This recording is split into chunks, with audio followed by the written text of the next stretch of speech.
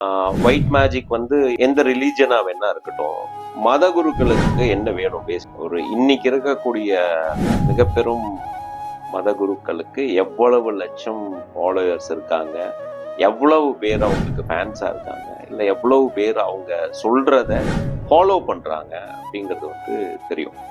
ரைட்டா? ஸோ எப்படி அவங்களால ஒரு மத குருனால அது எந்த ரிலீஜன் ஆளுங்களா இருந்தாலும் எப்படி இவ்வளோ ஃபாலோயர்ஸை கொண்டு வர முடியும், எப்படி இவ்வளோ பேரை அட்ராக்ட் பண்ண முடியும், ஒரு ஒரு சென்டர் ஆஃப் பாயிண்ட்ல அவங்க வந்து ஹைலைட்டடா தெரியுறாங்க இல்லையா? ஒரு லட்சம் பேர் இன்னைக்கு இன்னைக்கு ஒரு சத் சங்கம் நடக்குது, இல்லை இன்னைக்கு ஒரு விடுதலை பெருவிழா நடத்துறாங்க, அது எந்த ரிலீஜனா இருக்கட்டும், நான் தான் சொல்லிட்டேன்.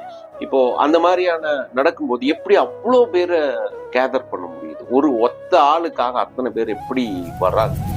ஸோ ஒயிட் ஸ்பிரிட்ஸ் வந்து அது தெய்வ சக்தியாக இருக்கலாம், அது வந்து ஏஞ்சல்ஸா இருக்கலாம், சரியா? இல்ல நம்மளோட குருவா இருக்கலாம், மானசீகமா யார குருவா நினைக்கிறோமோ அவங்க இருக்கலாம், இல்ல ஒரு சித்தர குருவா எடுத்திருக்கீங்கன்னா அவங்க கூட நீங்க அலைன் ஆகி இந்த ஒயிட் மேஜிக் யூஸ் பண்ணி என்ன விஷயங்கள் வேணுமோ அடைஞ்சுக்கணும்.